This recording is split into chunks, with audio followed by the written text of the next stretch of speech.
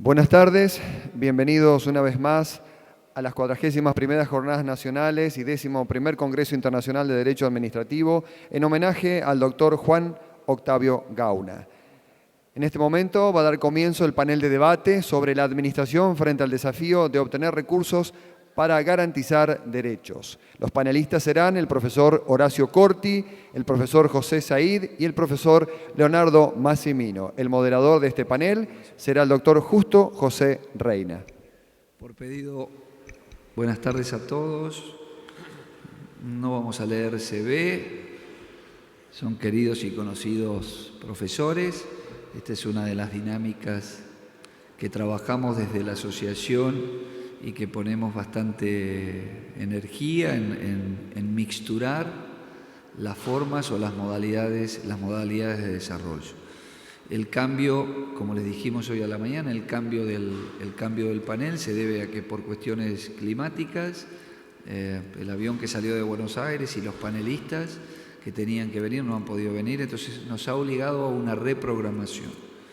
Esa reprogramación significa que hoy vamos a dar los dos paneles continuados y después vamos a hacer el break. Y después del break, tipo 6 y media de la tarde, vamos a ser un poco más flexible ahora con los horarios, tipo 6 y media de la tarde, están todos invitados a la reunión de los grupos de investigación. El profesor José Said, si ya me permiten, ya doy una reprogramación y le doy un espacio de tiempo a esto.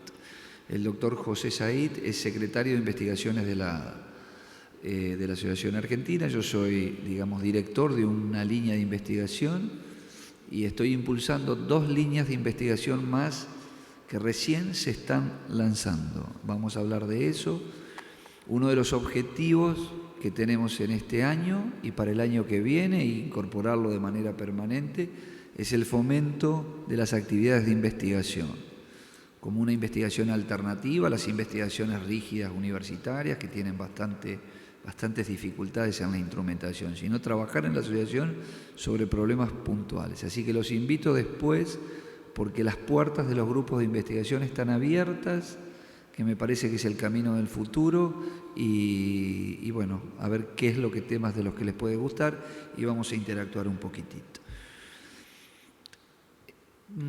El esquema que nos hemos propuesto y acordado es un esquema de conversación. Conociendo los actores, el que quiere levantar la mano puede participar. Los 3 están de acuerdo en esta metodología. Es, con incertezas, pero las incertezas o con dinamismo son cosas buenas en los procesos de enseñanza y de aprendizaje, así que verdaderamente si los conocen a ellos o me conocen a mí, pueden estar verdaderamente tranquilos en poder participar. El esquema es el siguiente: va a hablar cada uno de ellos sobre el tema del panel. Van a hablar 7 minutos, ni uno más ni uno menos. Cada uno de los 3 va a exponer lo que consideran las ideas centrales desde el punto de vista del profesor sobre el tema que los convoca. Después que terminan, yo voy a preguntar en este orden diferencias que piensan que tienen con los profesores integrantes del panel, expresas o implícitas. Pueden ir a buscar diferencias si quieren en lo que han publicado, en lo que han escrito, lo que quieran. El primer tópico interesante o la invitación es que hablen las diferencias o que puedan surgir los pensamientos disímiles o las opiniones disímiles. Si no hay ningún tipo de confrontación ideológica, o de ideas o diferencia de conceptos, vamos a las coincidencias. Y si hay coincidencias pueden ser totales y absolutas, cosa que no creo, conociéndolos a los 3. Vamos a ir a pensamientos complementarios. Es decir, si hay alguna idea que ellos consideran una idea fuerza, que la comparten pero que está mal fundada o quieren desarrollar un pensamiento complementario, van a ir al pensamiento complementario. Así que vamos a empezar en orden. Horacio, 7 minutos, el tiempo empieza ya. Bueno, muchísimas gracias. Ante todo agradezco que me hayan invitado, pierdo unos segundos en esto, a Justo, a la doctora Lepeñez, que siempre tienen la amabilidad y la irresponsabilidad de invitarme a mí a compartir con ustedes estas jornadas. Y la verdad con este panel de amigos es realmente muy grato para mí estar acá. Pero voy a aprovechar al máximo mis 7 minutos. Nuestro tema, ¿no? La administración frente al desafío de obtener recursos para garantizar derechos. Voy a señalar sintéticamente 3 puntos que creo que son los decisivos. Ya creo de antemano es muy interesante el propio tema que tenemos en esta mesa, porque uno cuando hace unas jornadas uno selecciona problemas que considera que son estratégicos, y creo que este es el caso que nos ocupa. 3 cuestiones de diferente nivel y que espero que vayan al hueso del asunto. El primero es una consideración epistemológica, que creo que tenemos un grave problema para pensar la problemática que trata este panel. Y creo que tal como está organizado el conocimiento jurídico, el propio conocimiento es un obstáculo para poder comprender y actuar en esta problemática que nos ocupa. Y creo que lo central de ese obstáculo es lo que puedo llamar la desarticulación del derecho financiero, y que en realidad está en un marco un poco más genérico, y es la dificultad y casi inexistencia que tenemos hoy para pensar el derecho público en cuanto tal, más allá de sus subdivisiones, disciplinas, subdisciplinas, especializaciones, etc. ¿Qué significa la desarticulación del derecho financiero? Que por un lado tenemos algo que concentra gran parte de la atención académica y profesional, y es el derecho tributario. Y eso se autojustifica con la idea de la autonomía del derecho tributario. Eso implica que todos los mecanismos financieros no tributarios son, a su vez, lo complementario de esto es el relegamiento del estudio de todos esos mecanismos financieros no tributarios. Casi no existe en la Argentina un estudio sistemático de la deuda pública, del presupuesto, de la moneda y de la producción de bienes y servicios como forma de obtención de recursos.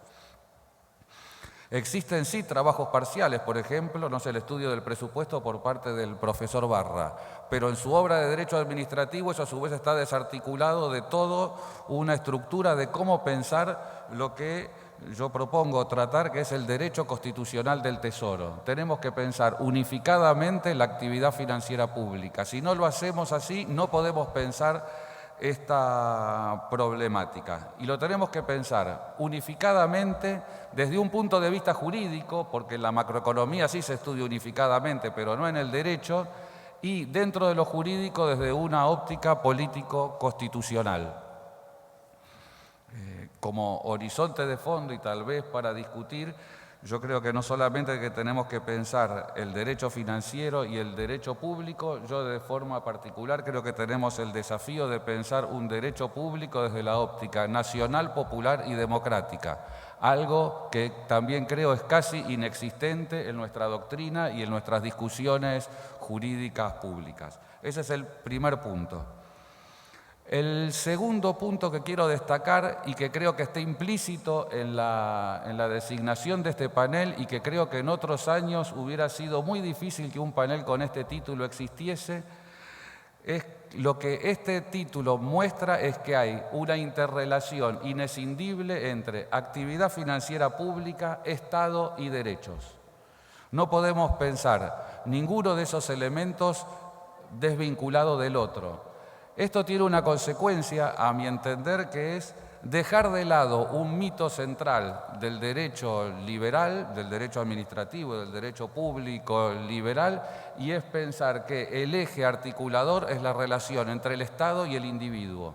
Hay un Estado que es visto siempre de forma negativa, que es el que va a tener injerencias, que va a herir o va a lesionar la situación de un individuo al cual hay que defender. Y una serie de lugares comunes sobre el equilibrio, la relación de igualdad, etcétera, etcétera, entre administración o Estado y el individuo se plantea en ese ámbito conceptual.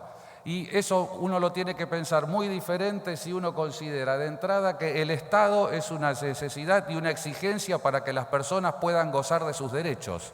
Lo que pasa es que esto implica haber ya reestructurado la teoría de los derechos. Hoy en día ya no podemos hablar más, como en los términos liberales, que el eje de la teoría de los derechos es, como decía Locke, la propiedad y la libertad. Entonces, claro, si ese era el eje de los derechos, el Estado siempre era visto como un agente perturbador. Hoy los derechos tienen otra estructura y hay una incidencia central de lo que llamamos los derechos económicos, sociales y culturales, que por otra parte no nacieron con esta cuestión del derecho internacional, sino que está enraizado, creo yo, en una historia más profunda, que es el derecho social, el derecho laboral, el derecho de la seguridad social, y en cuyo ámbito se han desarrollado los derechos sociales. Pero lo cierto entonces es que tenemos que repensar la cuestión del Estado. El Estado, cómo se financia para que pueda garantizar los derechos. Y ahí creo que tenemos un desafío central para pensar el derecho público, y es la importancia no solo del poder del Estado, sino de la capacidad de ese poder para tomar decisiones autónomas, que es algo central para poder financiar el Estado. Y la dificultad de tomar decisiones autónomas es algo que vemos cotidianamente en nuestra vida política económica, algo que voy a señalar en el tercer punto, que espero llegar a tiempo para decir. Una de las pocas decisiones políticas que tienen que ver en el ámbito tributario con la distribución del ingreso son los derechos de exportación.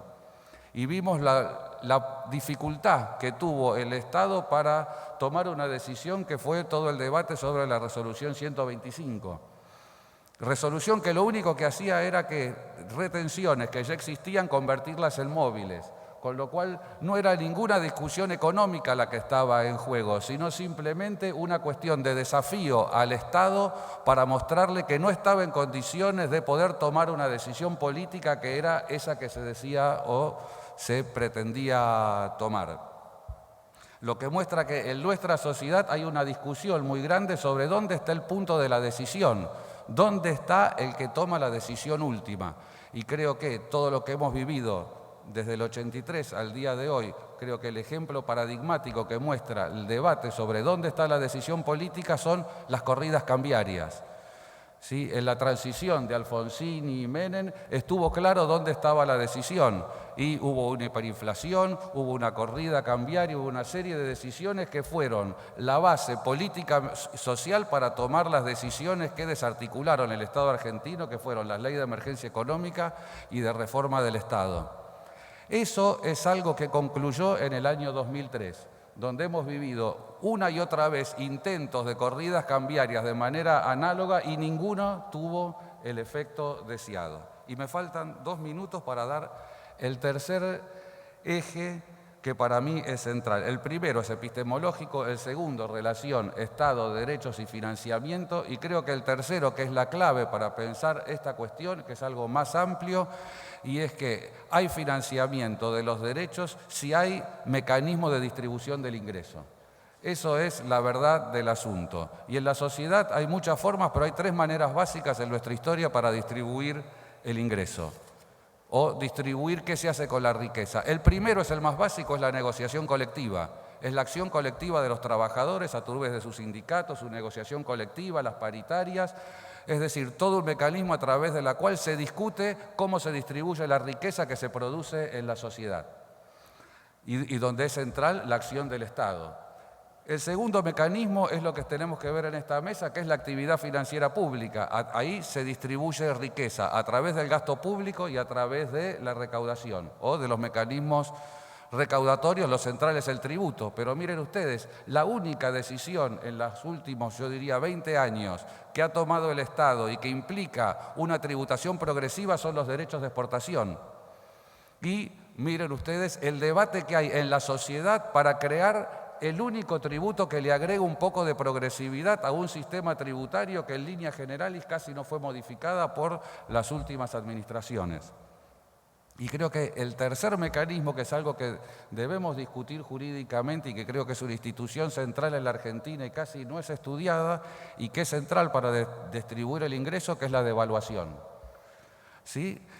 Es lo que está discutiendo hoy en la Argentina. Si hoy hubiera una hiperdevaluación, como muchos sostienen que debe haber, que eso genera automáticamente inflación y eso genera a la vez, si no hay, como es lo que se pretende hacer, un acompañamiento de los salarios en todo ese movimiento, es el mecanismo más claro, directo y sencillo para reducir los salarios y redistribuir de forma negativa el ingreso.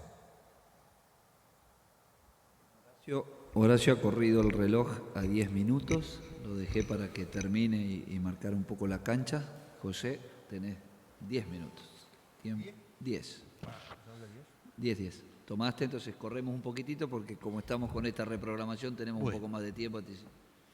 Primero, obviamente, agradecer a ustedes que nos escuchen, a la ADA por participarnos, invitarnos a participar de este panel, a los colegas que comparten el panel por tener ganas de animarnos a estos pequeños cambiecitos que queremos ir haciendo de a poco en las metodologías para conversar. La idea es que después vamos a charlar sobre las cosas que vamos diciendo para romper esta estructura de discursos unilaterales, porque pienso que todos tenemos algo para sumar a lo que dijo el otro. Le agradezco al señor fiscal de Estado y a la generosidad de la provincia, que yo soy un hombre de la ADA, que nos permite estar acá hablando y pensando temas que creemos que son interesantes o importantes. Este es un homenaje al profesor Gauna y muy cortito, pero sí voy a aprovechar ese minuto quizás que de más que nos están dando para decir que dejó dicho esta mañana al pasar el profesor Greco que no se había dado todavía el valor, el peso institucional que para la República ha tenido el doctor Gauna. Y en lo personal creo que es uno de esos, es como un oso panda, es una especie en extinción que hay que cuidar. Es un hombre que ha estado en la magistratura, en primera y segunda instancia, y ha sido el jefe del Ministerio Público. Ha sido ministro del Poder Ejecutivo Nacional con el presidente Alfonsín. Ha sido diputado nacional. Ha sido el primer presidente del Consejo de la Magistratura de la Ciudad de Buenos Aires. Y ha sido también secretario de Gobierno de la Ciudad de Buenos Aires. Y sí, un hombre que ha estado por los 3 poderes del Estado, ha estado en la función pública vastamente y como decía hoy el profesor Casaño, un hombre honesto. Y me parece que hay que medirle el peso y esos hombres tienen que tener siempre el espacio de ser escuchados porque nuestra sociedad necesita del saber y de la experiencia de la honestidad.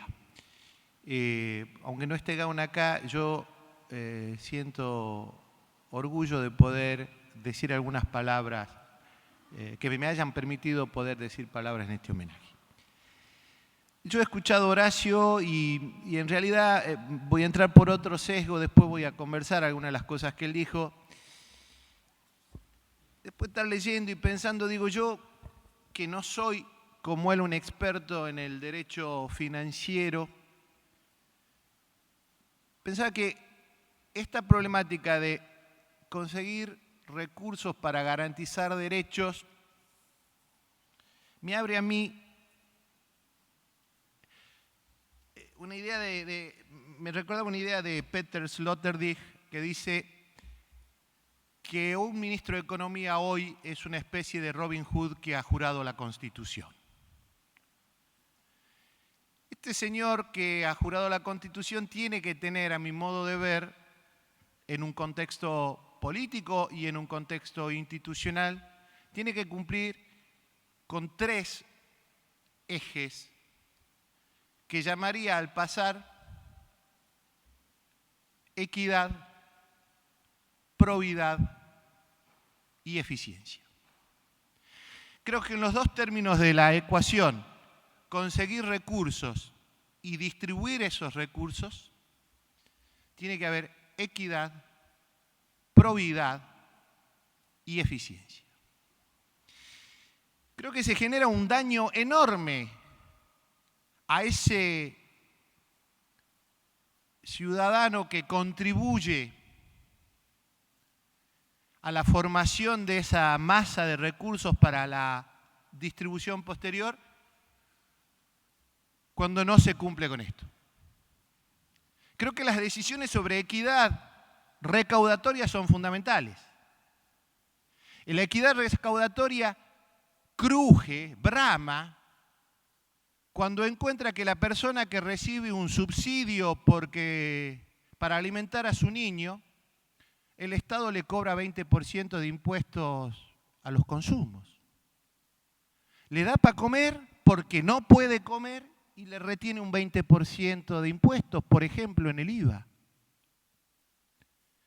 Equidad cuando analiza cuáles son las grandes rentas que no tributan y cuestiona cuál es la equidad en desgravar cuantiosas industrias, cuantiosos sectores profesionales, me incluyo la magistratura,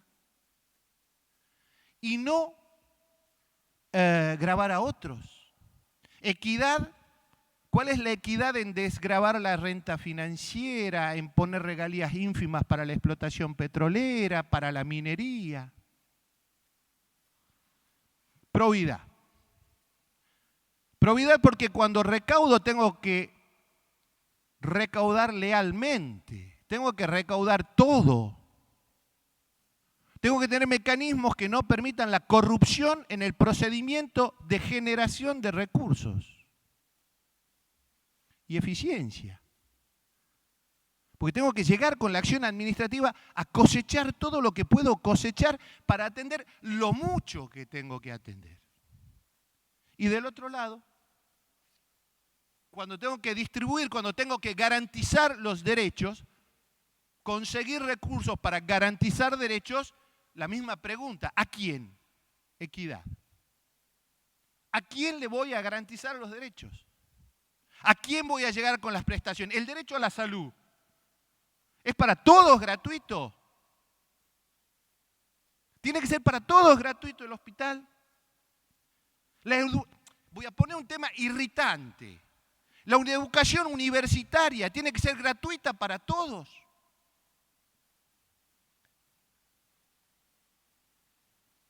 Equidad. Probidad.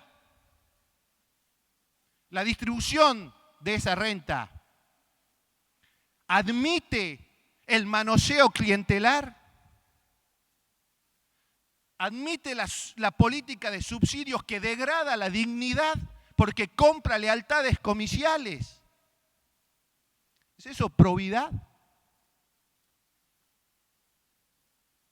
Y eficiencia.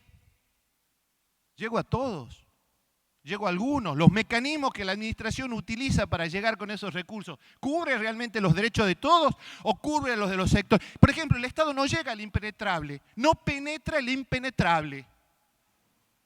Se mueren por desnutrición en el impenetrable. Satisface recursos el Estado con equidad, probidad y eficiencia cuando un chico de 11 años muere pesando 14 kilos. ¿Dónde estaba el Estado? ¿Para qué juntó la plata si no es para que ese niño no muera?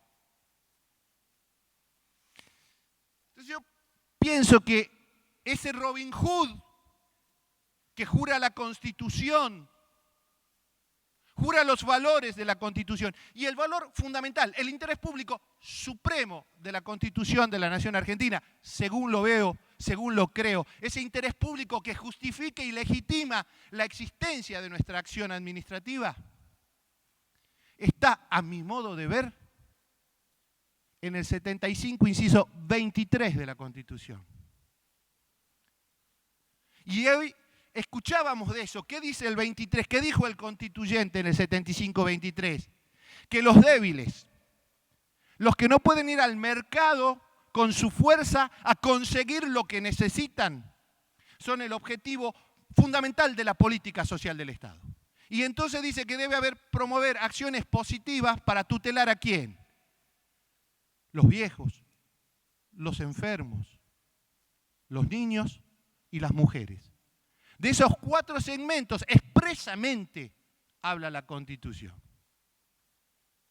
Entonces quiero que Robin Hood cumpla la Constitución y cumpla las leyes y con equidad, probidad y eficiencia recaude y distribuya. Este sería mi planteo básico.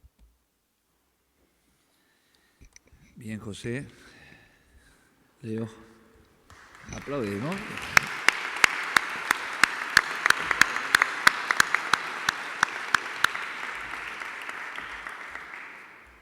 Leonardo, 10 minutos. Bueno, buenas tardes a todos. En primer lugar, el agradecimiento de rigor a la Asociación Argentina de Derecho Administrativo por invitarme a estas jornadas y sobre todo, y venir desde Córdoba para expresarme ante ustedes, y sobre todo compartir este panel con Horacio y José sobre un tema que creo yo que es de suma actualidad en el derecho público, en el derecho en general y paradójicamente poco abordado. Así que un placer realmente estar en Paraná con colegas tratando esta problemática. Yo voy a hacer un enfoque mucho más, me parece modesto, desde lo conceptual, por supuesto más vinculado con el derecho público y el derecho administrativo, y también focalizando en 3 cuestiones, emparentadas con las que se dijeron, pero no necesariamente creo iguales. Creo que la cuestión de cómo tener recursos para garantizar derechos involucra muchos temas, técnicos, éticos, políticos, ideológicos, filosóficos, también jurídicos, todos entremezclados. Y debo hacer una aclaración inicial, que también está implícita en el título. Todo derecho tiene un costo. Holmes hablaba de que, explicaba claramente cómo los derechos de las personas dependen de los impuestos. Y hablar de la base económica necesaria para garantizar los derechos que pregonamos me parece un punto de avanzada, más allá de lo que nos despierte ideológicamente esa afirmación. Creo que ante todo hay un metadesafío que tiene el Estado para garantizar derechos, no un desafío. Creo que hay una cuestión ética antes de empezar a hablar de esta problemática. Me parece que el metadesafío o primario, previo que tiene la administración para obtener recursos, es que si partimos del supuesto claramente de que el Estado, mejor dicho, el mercado, sabemos que tiene fallas, hay externalidades negativas, hay asimetrías, hay falta de información, hay desigualdades, y aparece la actividad correctora e interventora del Estado para corregir esas intervenciones. El problema se suscita cuando creemos que la actividad interventora del Estado para establecer un tributo y luego para distribuir lo que se obtiene de él es infalible. Creo que se merece una digresión ética en por lo menos aceptar o analizar si así como el mercado tiene fallas, la intervención pública también las tiene. Se trata de 2 marcos institucionales alternativos y complementarios que lo que tienen que apuntar es a complementarse y en todo caso a tomar el mercado cuando es necesario, pero tampoco pensar que la intervención pública por sí es la solución. Y esto, lo que hacemos derecho público, no lo vemos suficientemente. Cuando hablamos de desvío de poder, que es justamente el vicio de la administración en el acto administrativo porque persigue una finalidad distinta, muy pocos casos la jurisprudencia muestra casos de desvío de poder. Nosotros pensamos, emitimos una norma administrativa, creamos un tributo y distribuimos, y pensamos que con el solo hecho de emitirlo y establecerlo se cumplió la finalidad. Y ese es un yerro, una falla de la intervención. Entonces, este es un problema ético. El Estado tiene que saber que no es infalible y que en la tarea de recaudar y distribuir también se puede equivocar. Creo que hay 3 paradigmas generales para abordar la problemática de cómo tener recursos. O el derecho clásico, administrativo clásico, público clásico, donde prerrogativas se vinculan con derechos de los particulares. Sabemos que estuvo quizás un poco enfocado la prerrogativa en un carácter autoritario, curiosamente en la época que nace el derecho público. Hay otro paradigma con enfoques más modernos, a partir de la reforma constitucional, que se habla más bien ya no de la prerrogativa equilibrada con el derecho, sino de los derechos humanos, ¿sí?, a través de las convenciones incorporadas en la Constitución, y se pasa al otro extremo. Se dice ahora que hay derechos humanos que hay que garantizar. Hay una necesidad, hay que satisfacerla, cueste lo que cueste. No es la carencia presupuestaria una excusa para satisfacerla. A mi modo de ver, yo sé que esto es opinable, me parece también opinable la afirmación de que donde hay una necesidad debe ser satisfecha.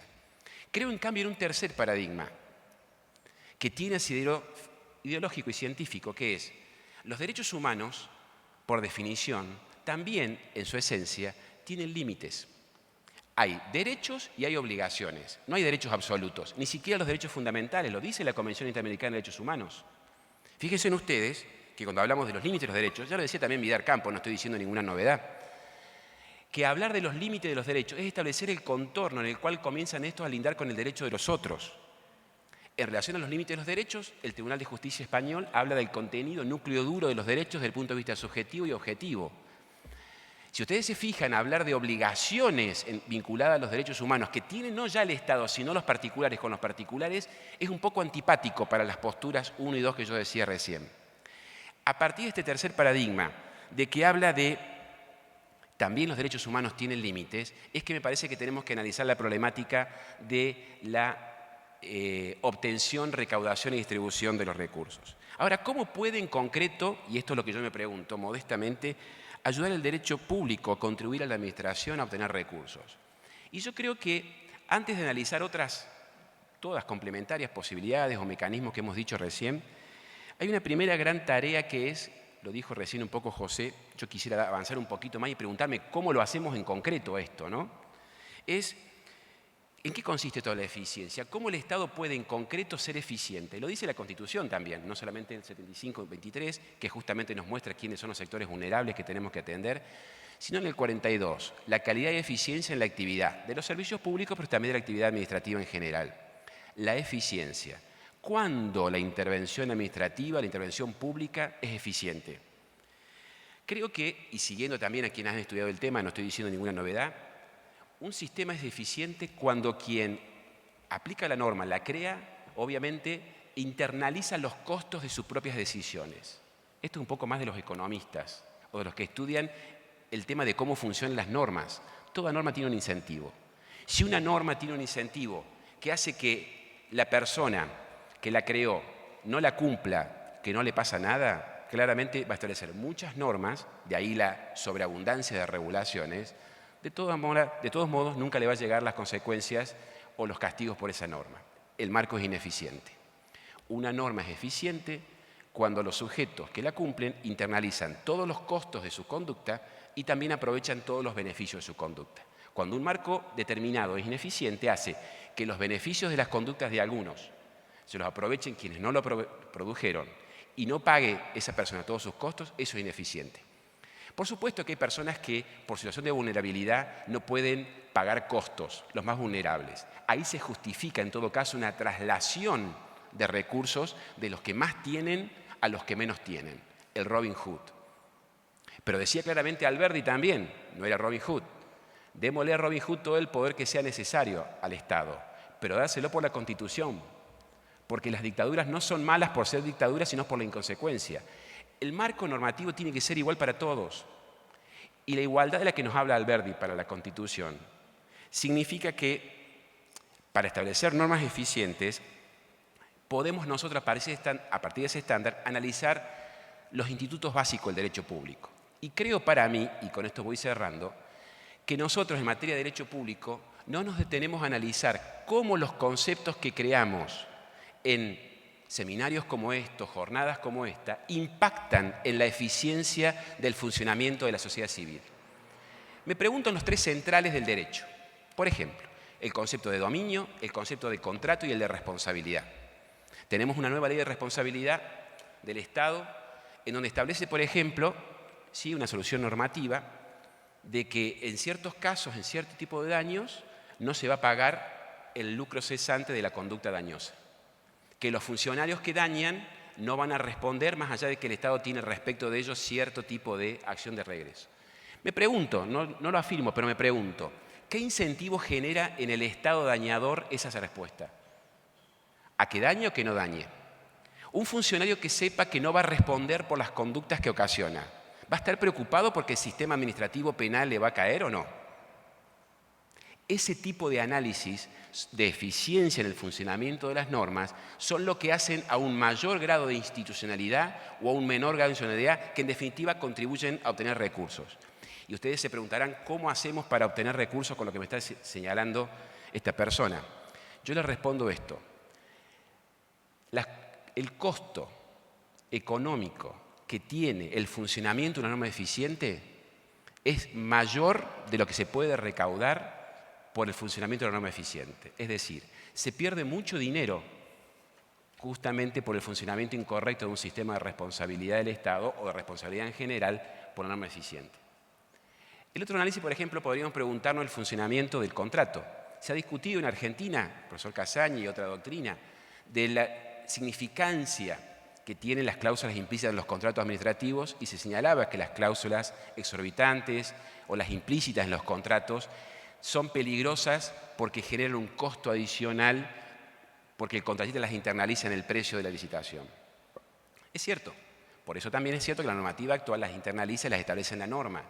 Ese tipo de previsibilidades son las que entiendo el derecho público puede contribuir a disminuir, de alguna manera, para evitar que sean ineficientes, y eso contribuye en definitiva no solamente a mejorar el derecho, sino también a ahorrar recursos y a mejorar el funcionamiento de las finanzas públicas.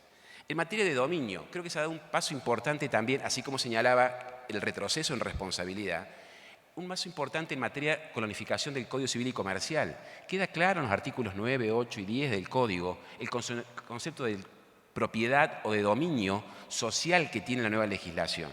Este concepto de propiedad más socializada que tiene la nueva legislación se adecúa más a los parámetros internacionales de un derecho no absoluto, sino que tiene que amalgamarse con los derechos de los menos poseídos o de las personas que más necesitan.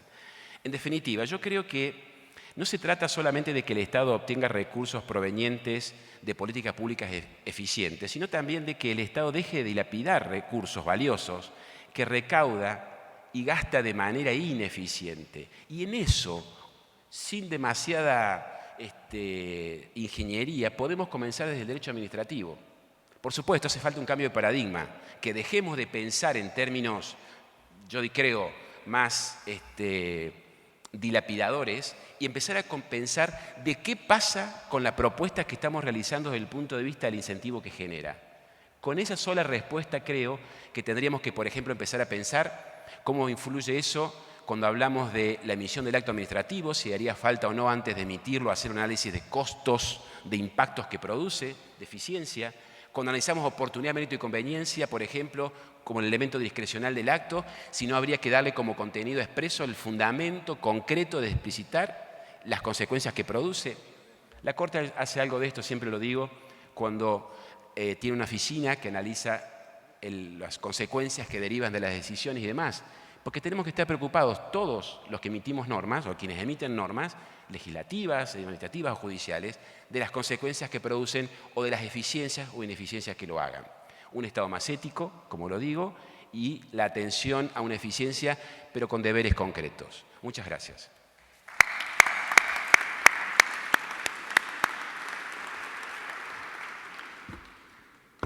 Bien, bien. De manera genérica los tres, sin que me digan todavía. ¿Diferencias expresas o implícitas que pueden inferir de lo que cada uno dijo? Vos sí, vos, Horacio, sí. Sí, por algo intuyo de que muchas tienen que ver conmigo, pero... Tengo una diferencia con vos y dudas con Horacio. Empecemos por las dudas. No sé qué tendrán ellos conmigo, pero...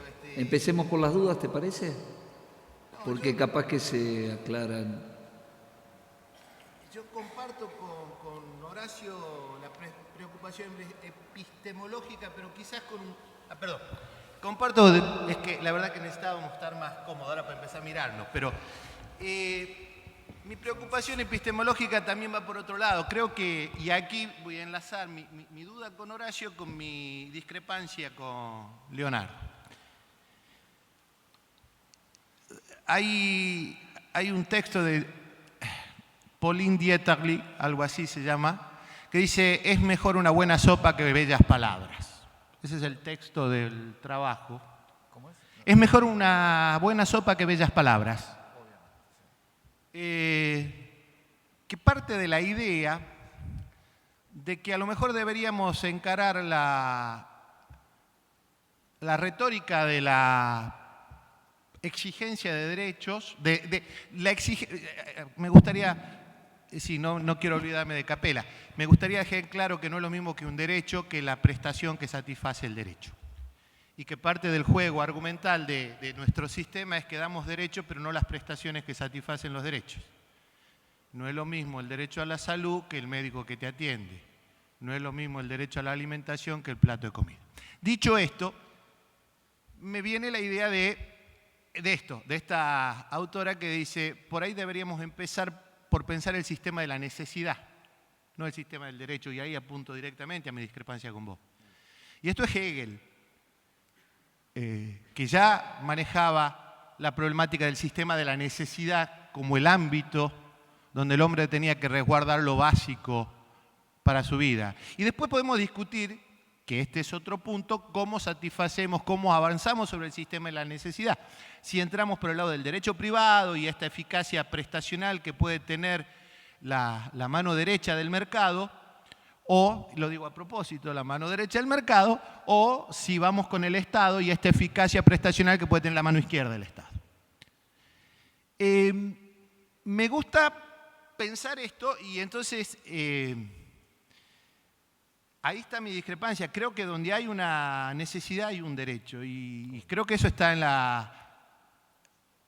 en Hegel, está en Forsthoff, está en The Critical Legal Study, está en la doctrina social de la Iglesia, está en la crítica al programa de Gotha de Marx. Es decir, creo que en general se admite que donde hay una necesidad hay un derecho. Lo que podemos discutir después es qué grado de satisfacción tiene la necesidad y qué ranking hay en las necesidades, porque no todas las necesidades tienen la misma jerarquía y no todas las necesidades pueden ser colmadas, porque atender es una cosa y colmar es otra. Esta es mi discrepancia. Y Abu, sí, no, por favor, esto es la idea, que charlemos sobre esto. De todas las citas te faltó la más cercana, que es de nuestra jefa espiritual. Entonces, ¿Cuál? Eva Perón. Ah, sí, sí. Y la verdad que ahí lo que hay es un cambio en la concepción del derecho, porque tradicionalmente el derecho protege libertades, cosas que los individuos pueden hacer, pensar, creer de cierta forma, escribir, etcétera, o la propiedad. Y hay un momento, en algún lugar del siglo XIX, donde se empiezan a proteger otras situaciones de las personas y que son las necesidades. Lo cierto que al correr de la historia, un conjunto de necesidades ya se han juridizado y ya se han convertido en derechos reconocidos por las leyes, la Constitución, tratados internacionales. Entonces no son más necesidades. El caso que vos dijiste de la desnutrición no es una necesidad, es un derecho. El caso de la salud, de la educación, o sea, hay mucha gente conservadora que dice, bueno, hay demasiadas cosas que se han convertido en derechos, entonces tenemos que ir para atrás, que puede ser una visión, pero a lo que creo que tiene que quedar claro que hay necesidades que ya están convertidas en derechos. No, yo creo que el discurso de los derechos está diciendo otra cosa, no acepto que se haga una lectura conservadora de esto. Lo que te estoy diciendo es otra cosa. Te estoy diciendo que el sistema cree que me satisface dándome un derecho y yo después me quedo esperando la prestación, porque no es lo mismo. Esto lo describe muy bien Capella en Los Ciudadanos Siervos cuando dice cuál es la construcción del sujeto del relato jurídico político en estos momentos. Nos ponemos a todo igualito, nos sacamos las necesidades que tenemos, claro. Dejamos de ser blanco, alto, negro, morocho, rubio, gordo, flaco, dejamos de tener hambre, sed o lo que sea, somos todos igualitos, iguales en derecho y ahora vayan y hagan valer sus derechos. No, dame la cama, dame el plato de comida, la necesidad sigue existiendo, que obviamente lo que yo tengo que dar es una potencia jurídica para que el Estado actúe del lado de los pobres y no del lado de los que los joden a los pobres. Es así. Lo que digo es que es muy diferente decir está la necesidad insatisfecha, que jurídicamente no tiene ninguna significación, a decir está el derecho lesionado. A eso voy. Y lo que vos decís realmente es sobre la cuestión judía de Marx. Nos hacen a todos iguales en algún lugar y en la sociedad civil la frase fue dicha casi, no lo somos. De mi parte casi a propósito, ¿no? ¿Se escucha? Fue dicha a propósito. Creo que cuando yo dije esto de la necesidad no significa un derecho. Claramente hay que, creo que, establecer la nómina y ver qué tipo de necesidades estamos hablando. Hay ya necesidades que son derechos, efectivamente, al estado actual, están en las normas, en las convenciones y demás, creo que eso ya está fuera de discusión. Sabemos que hay constituciones que hablan del derecho al buen vivir, como la de Ecuador, o el derecho a la felicidad, como alguna constitución. El tema es, yo no estoy en contra de eso, al contrario, creo que es válido hablar de la cuestión. Creo que tenemos que ser responsables también, cuando hablamos de obtener recursos, en ver cómo llenamos a los derechos situados en un contexto determinado, sostenibles por un sistema determinado, es lo único que planteo. El hablar de la vigencia de los derechos, que nadie niega, como dice Bobbio, exige responsabilidad de determinar cuál es el sujeto pasivo de ese derecho que reconocemos. Es el único punto que creo que tenemos que ser también responsables en plantear. Y ahí empezamos a llenar lo que aprendimos en obligaciones. Hay un sujeto activo, un sujeto pasivo, hay un vínculo jurídico y sabemos cuando hay un sujeto activo a quién tenemos que pedirle la prestación que integra ese derecho, al Estado, a otro particular, a una ONG. Es lo único que establecemos. Y hablar de la necesidad, ¿no? No, yo tenía como una pregunta. Yo comparto muchas cosas, sabés, te he leído, me pareció un tipo sumamente profundo. Pero hay algo ahí de lo republicano que me parece que me gustaría articular en tu propuesta, que escucho una propuesta clara, pero ¿cómo mediatizás con la conformación? Porque en definitiva nosotros tenemos un Congreso. Y en definitiva ese Congreso es el que decide a quién le va a tomar, a quién no le va a tomar, y qué política y cómo va a distribuir. Y tenemos una disconformidad muchas veces con el accionar del Congreso en la forma en que piensa la extracción de recursos y la distribución de recursos, ¿sí? Yo ahí es donde me pregunto, bueno, ¿qué hacemos frente a esas decisiones políticas? Por otra parte, hoy casi no respetadas, como es la ley de presupuesto, si el jefe de gabinete puede timbiar toda la distribución de recursos, no tiene demasiado sentido. Pero bueno, supongamos que no se timbiara la distribución de recursos y que se respetara las asignaciones.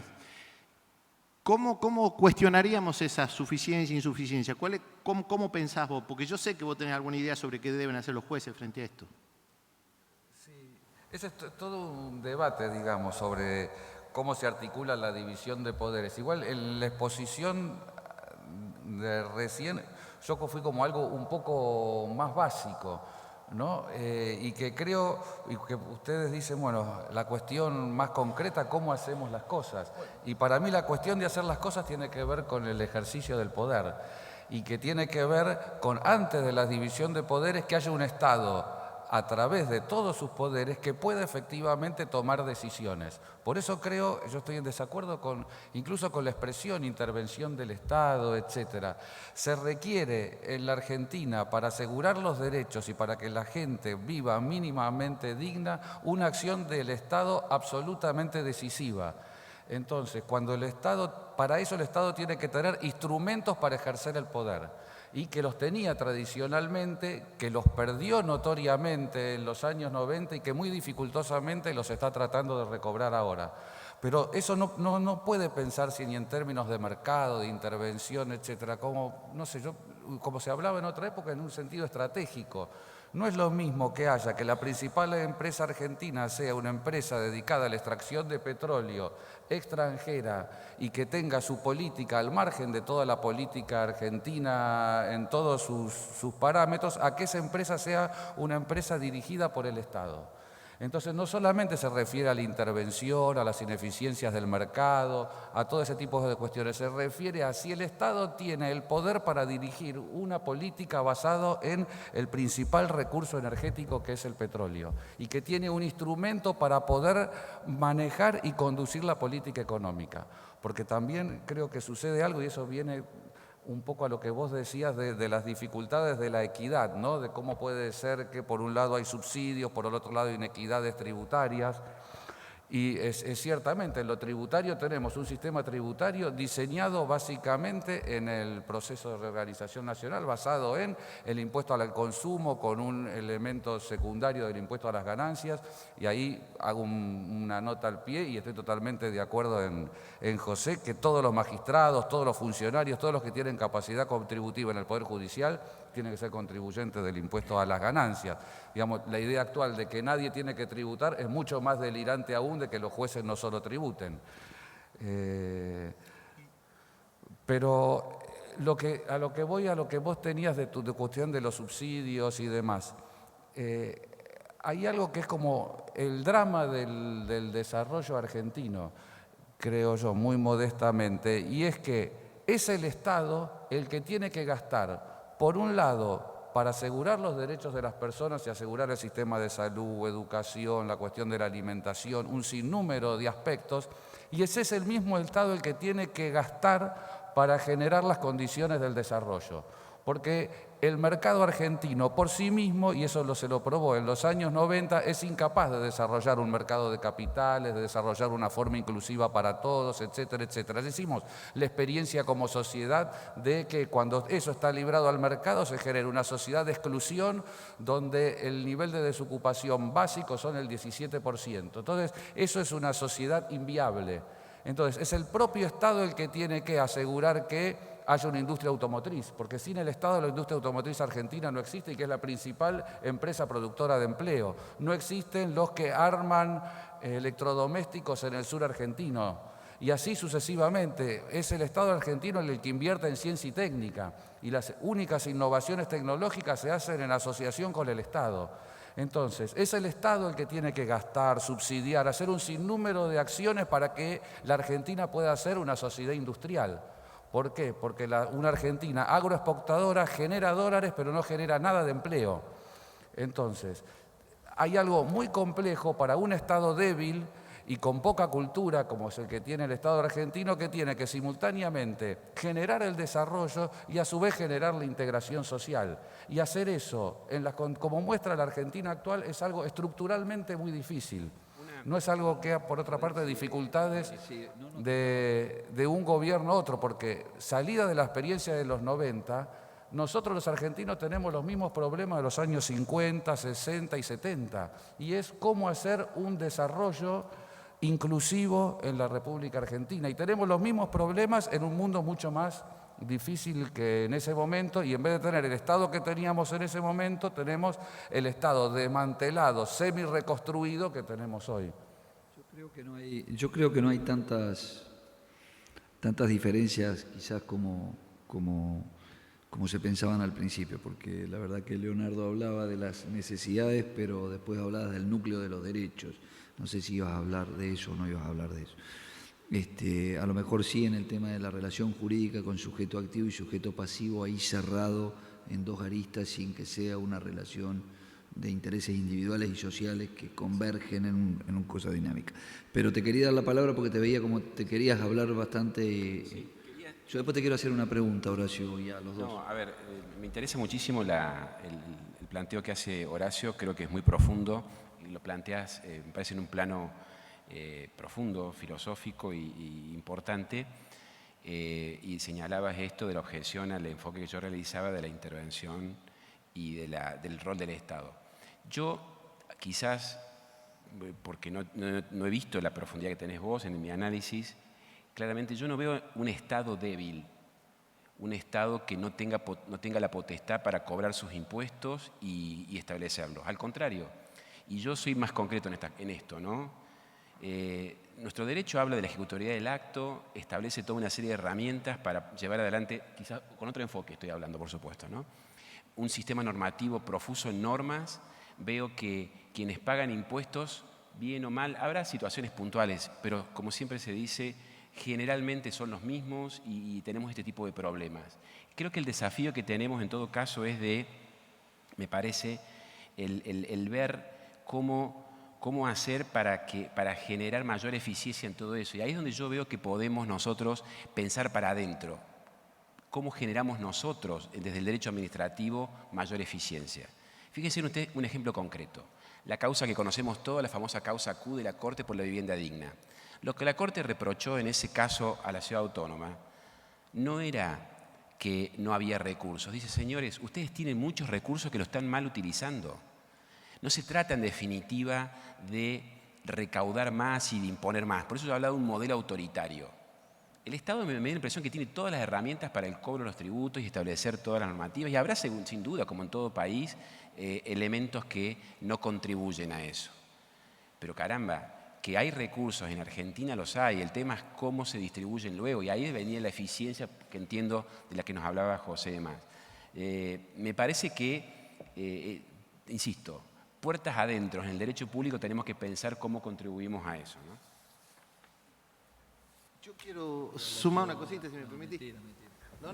Sí, no, mentira. Sí, yo comparto alguna cosa y de lo que dice Leonardo. A mí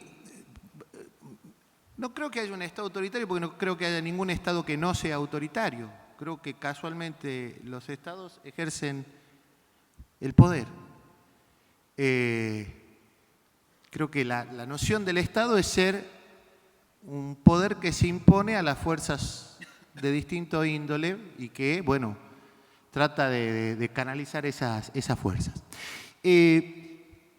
Y yo también comparto con Leonardo que no creo que este Estado no tenga poder. Creo que este Estado ha construido enorme poder en estos tiempos y creo que esa construcción de poder ha sido lo que es parte de la ineficacia y de la inequidad. Creo que el modo en que ha construido el poder en esta post-destrucción del Estado que implosionó, digamos, a fines de los 90 y principios del milenio, se reconstruye con mucho poder, pero con un poder que no se ejerce en lo que nos interesa, en generar recursos para satisfacer necesidades.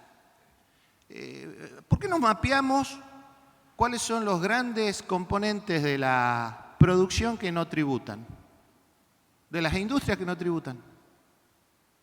¿Por qué no nos preguntamos si las exenciones que se dieron a principios de los 2000 que se justificaban para traer plata se tienen que seguir manteniendo ahora? Porque por esto preguntaba por los republicanos y por la ley.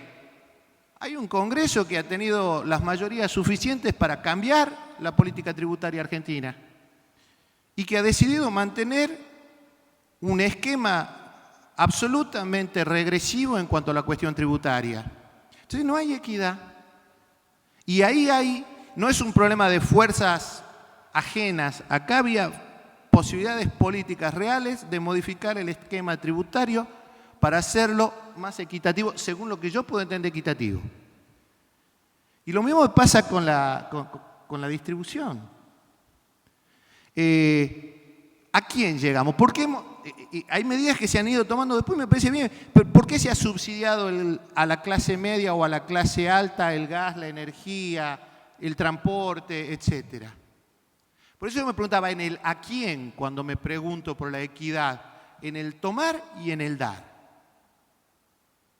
Cuando me pregunto por la equidad, por la eficiencia que habla Leandro, la eficiencia, las técnicas administrativas las conocemos.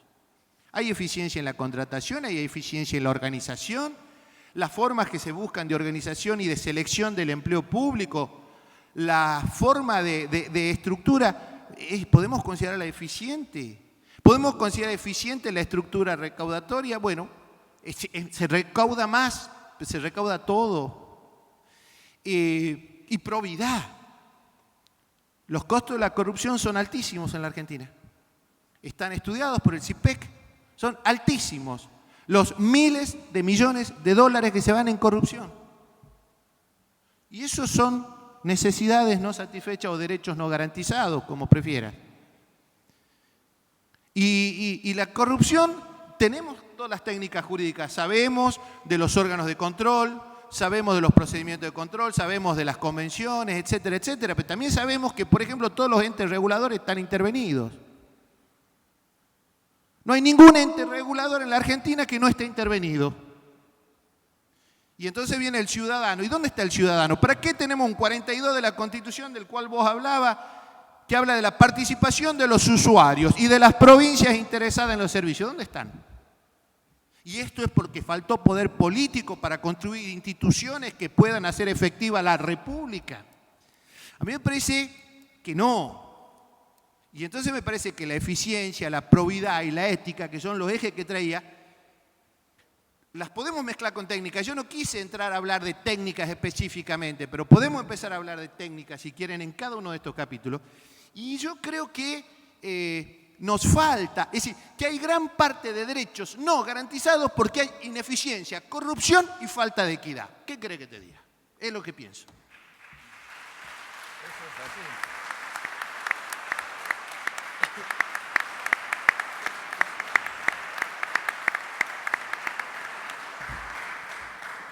Eso es así, pero también estamos discutiendo el 23, no sé hoy qué es, hoy es 23 de septiembre.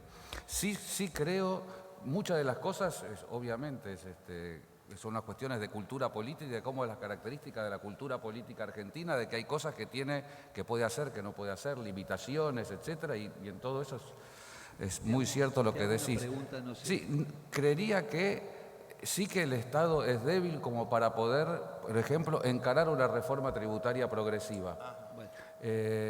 Porque la única, por eso, la razón práctica está en lo que sucedió con la única decisión práctica progresiva, que son las retenciones, y todo el debate que existe hoy no es sobre cómo lo profundizamos, lo hacemos mejor técnicamente, lo racionalizamos, sino cómo se elimina.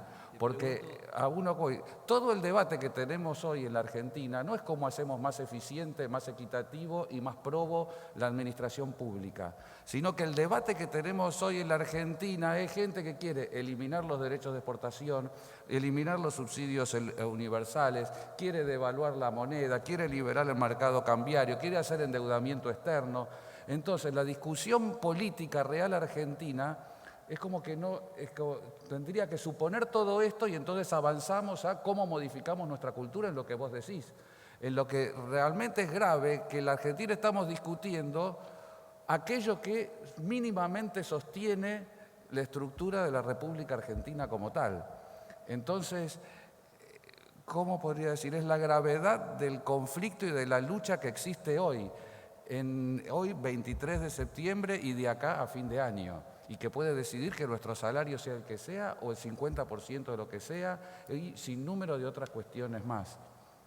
Yo te iba a preguntar, porque José es como que plantea con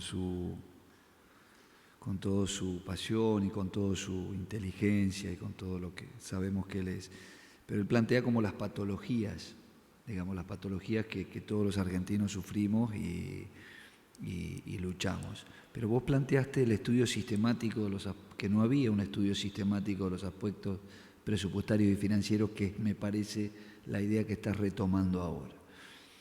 Se puede desarrollar en este panel como cuestión complementaria, es decir, lo que vos estás planteando, esta solución de las patologías, esta distribución de la riqueza, este análisis de la conflictividad de derechos versus derechos, como dice Carlos Balbín, que no está, versus corporaciones, es decir, esta función del derecho administrativo que sale de autoridad y libertad y pasa a... Entonces, en este estudio sistemático, cuando vos lo estás planteando en lo presupuestario, en lo financiero, en el estudio, ¿estás pensando solamente en la ingeniería jurídica? ¿Están pensando en los procedimientos? Yo te escuché algo que hablaste de los juegos de las divisiones de poderes. No sé si se vincula a esto y tenés alguna, como procedimientos complejos. ¿Es político, jurídico? ¿Qué es? ¿Qué estás proponiendo? ¿Qué idea concreta? Yo seguro sé que te interesan la satisfacción concreta de los derechos y la administración de los recursos. Sí, lo que pasa es que acá se fue haciendo una discusión como más político, ¿no?, sobre la problemática. Pero en lo personal sí, yo tengo toda una investigación sobre cómo repensar el derecho presupuestario, el derecho financiero, desde la óptica de los derechos humanos, algo que no existía en la Argentina, ni del ámbito del derecho financiero, ni del ámbito del derecho administrativo, ni tampoco desde el ámbito del derecho constitucional.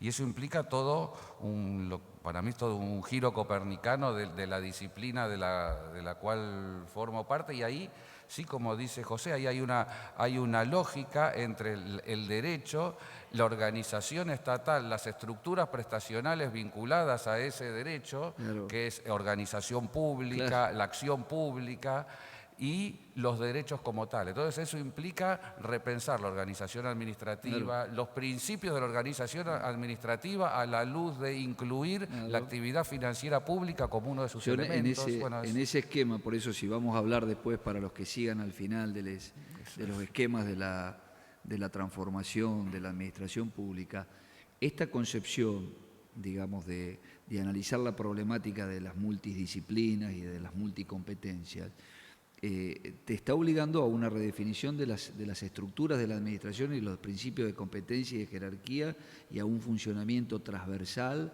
de la propia estructura de administración central o de administración descentralizada, porque tenés que empezar a mezclar el relevamiento de las necesidades, digamos, de los sectores de interés. Si estamos hablando de vulnerables, tenés distintos niveles de gobierno y a su vez dentro de distintos niveles de gobiernos tenés confluencia de competencias o concurrencia de competencias que si vos querés hacer un estudio sistemático y financiero te exige poner patas para arriba, pero no sé si estás pensando también en procedimientos, en normas de organización o solamente desde la dogmática, es lo que no sé si... No, tal como lo vengo estudiando, digamos, Sí. es una cuestión más académica, ¿no? Es estudiar de forma integral la incidencia de la actividad financiera en la actividad administrativa y de una forma general, digamos, por un lado repensar la teoría de los derechos humanos, porque tenemos una teoría de los derechos humanos que se ha pensado a sí mismo sin la necesidad de reflexionar sobre cómo se financia esos derechos humanos que están teorizados. Y evidentemente esa teoría no puede pasarse de cómo se financia. Por otra parte, a diferencia de cómo se hace así habitualmente, no puede estudiarse el financiamiento del Estado sin una reflexión sobre los derechos humanos y es algo que nunca se ha hecho, nunca se ha vinculado, pensado el derecho presupuestario a la luz de los derechos humanos. Pero eso implica a su vez reflexionar sobre el derecho administrativo y, como vos decís, por ejemplo, la organización administrativa. Por ejemplo, hay algo que es una obviedad desde el ámbito financiero y es que si a un órgano administrativo, a una autoridad, se le dan competencias y funciones, tiene que tener los medios para poder cumplirlos. Es una cuestión de coherencia, es decir, tiene que tener medios financieros suficientes. Ahora, me da la impresión de que ese principio que es central de la organización administrativa habitualmente no es muy estudiado. Se habla de la competencia, la jerarquía, etcétera. Y hay casos, se crean juzgados y no se les asigna partida. Se crean defensorías, se llaman a concurso Claro. la defensoría en Nación, por ejemplo, y no está la partida. Bueno, hay un desensamble absoluto. Y si va por un lado el pensar con qué recursos dotamos, para qué función, sí, me parece que es útil. Falta tejer. Y que ahí hay algo que tiene que ver con lo que decís vos, porque creo que gran parte de lo que dice José tiene que ver con las características de la cultura política argentina, tal como ello se fue desarrollando en concreto desde el año 83 hasta el día de hoy. Y la actividad presupuestaria y financiera requiere, es una institución jurídica de una alta cultura jurídica, porque implica la intervención del Poder Legislativo, del Poder Ejecutivo, con mecanismos de control, con procedimientos muy complejos que requieren una alta cultura política. Y creo que evidentemente ese es un desafío que tenemos como sociedad. De qué manera desarrollamos una cultura política diferente a la que tenemos, pero solamente lo podemos hacer porque la única verdad es la realidad, a partir de la realidad que efectivamente tenemos nosotros y cuáles son de qué forma las ideas pueden encarnarse, porque todos podemos tener ideas e indignaciones, pero la cuestión son como... Contrapotegma, así como el amigo dice que la única verdad es la realidad, le diría con Irigoyen que había que transar con la realidad lo menos posible. ¿Había qué? Transar con la realidad lo menos posible. No, Horacio, me parece a mí que no es un problema de alta cultura política lo que estamos en juego. Estamos en juego hasta dónde en serio creemos en el valor de la Constitución, de la ley, de las cosas que se dicen en la Constitución. Entonces, no es un problema de sutilezas complejas. Un problema de decir, bueno, creemos en la Constitución, creemos en que hay que hacer ciertas cosas que la Constitución manda. Creemos en serio, por ejemplo, que ciertas cosas deben ser hechas por quienes tienen que ser hechas en la Constitución y no por otros. Entonces, me parece que no nos falta alta cultura, me parece que nos falta la cultura básica, que es recrear el valor en que una convivencia que se aleja de la Constitución y de las leyes nos desquicia como sociedad. Y creo que estamos más próximos a la construcción de Carl Schmitt sobre la voluntad como elemento del poder que una construcción quizás un poco más institucionalista que nos alejaría de la voluntad de poder para acercarnos quizás a mecanismos procedimentales más aburridos, pero creo yo más equitativos. Discúlpenme la intervención tan publicística mía. Yo la ubico más en el campo de lo más factible que hacemos. Yo lo que creo es que tenemos un elefante muy grande delante nuestro en lo conceptual, que es, y que incide directamente sobre los fondos, que es la corrupción. Privada, pública, porque es todo, para bailar tango hace falta dos, ¿no es cierto? Y si hablamos de obtener recursos para aplicarlos bien, antes de ver cómo obtenemos más, que se van a malgastar, trataría de utilizar bien los que tenemos. Desde esa perspectiva, creo que la problemática de la corrupción, yo hablé de desvío de poder inicialmente, creo que el hecho de que nosotros mismos, en la municipalidad, en la gobernación y en el Estado Nacional, nos preguntemos cómo podemos hacer para evitar que donde haya desvío de poder, al menos disminuirlo y todo lo demás, creo que podemos empezar con pequeñas, grandes cosas para evitar esto, independientemente del modelo de Estado que tengamos, del paradigma que tengamos. Y eso lo podemos hacer hoy mismo. Sin embargo, insisto, esto es un cambio de paradigma y es un cambio de visión que tenemos del derecho y sí que tiene que ver con todo lo que señalan ustedes, que me parece riquísimo para analizar. Me parece que ese es el punto de partida.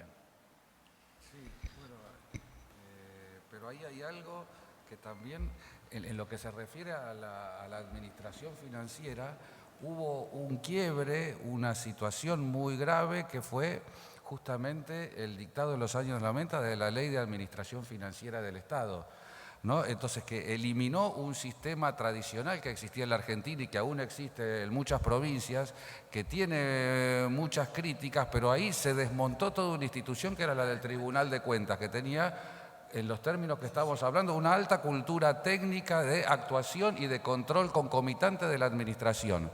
Entonces, algo que desapareció, porque existía la posibilidad de que una decisión pudiera ser observada, un sinnúmero de mecanismos de control en el propio ejercicio de la administración. Aquellos mismos que hicieron el proyecto, que estaba basado a su vez en un proyecto del Banco Mundial, a su vez en un momento dijeron, no sabemos cómo, y desaparecieron las reglas de responsabilidad, de sanción y demás.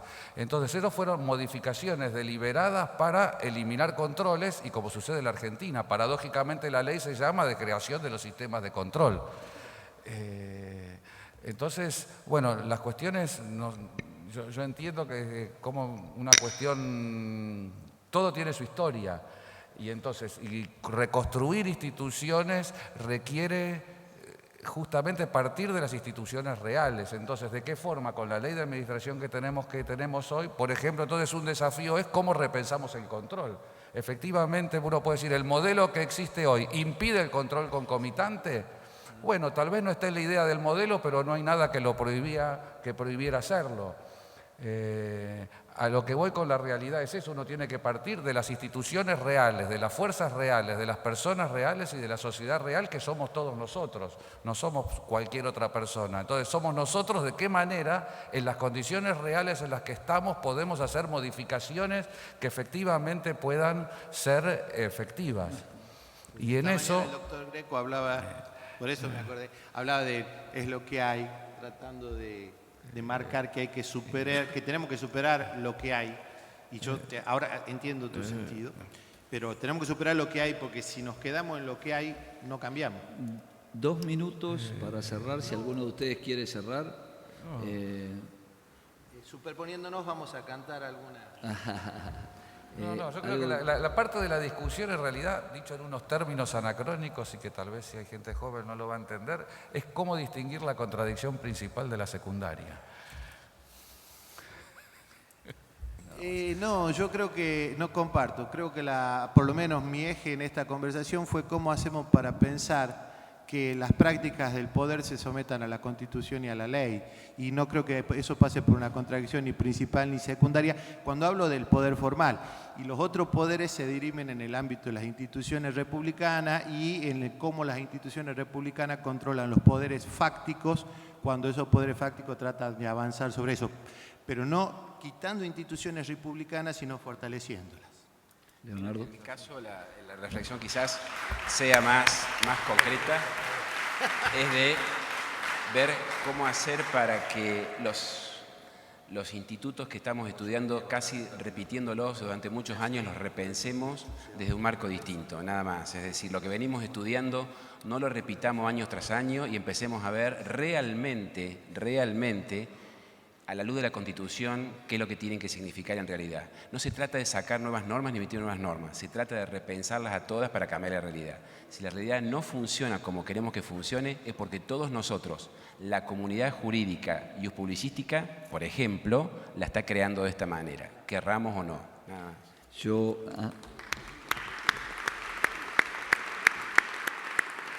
Cerrando el panel de debate, muy satisfecho.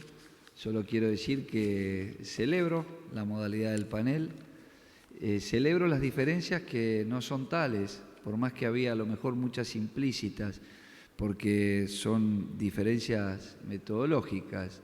Lo que está claro que puede haber pensamientos distintos, hay conceptos distintos, hay visiones distintas, pero lo más lindo de todo es que cada uno de los tres integrantes quiere lo mejor para nosotros, para nuestros hijos y para las generaciones futuras desde su prisma, y eso es lo valioso. Gracias a todos ustedes por la paciencia. Yo me voy a tomar el atrevimiento de una palabra más. Yo propuse este mecanismo de trabajo y la verdad que me alegro que les haya parecido interesante. Hace años que venimos charlando de cómo ir cambiando de a poco la metodología de las jornadas y nos animamos a esto. Nos acordamos de nuestros viejos maestros común a Justo y a mí, Guillermo Muñoz y Carlos Greco, cuando armaban el dúo.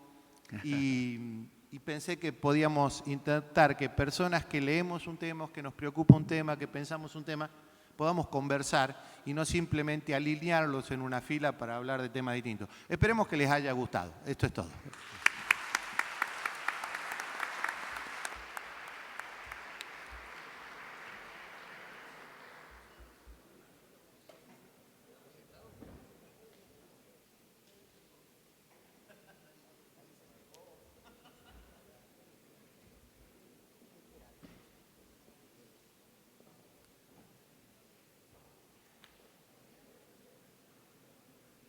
A continuación tendrá lugar el panel Ética, Corrupción y Democracia. Los panelistas serán el profesor Miguel Pesuti, que hablará sobre políticas legislativas y administrativas de combate a la corrupción. También integra el panel el profesor Alberto Sánchez y hablará sobre raíces de la corrupción en el ámbito público.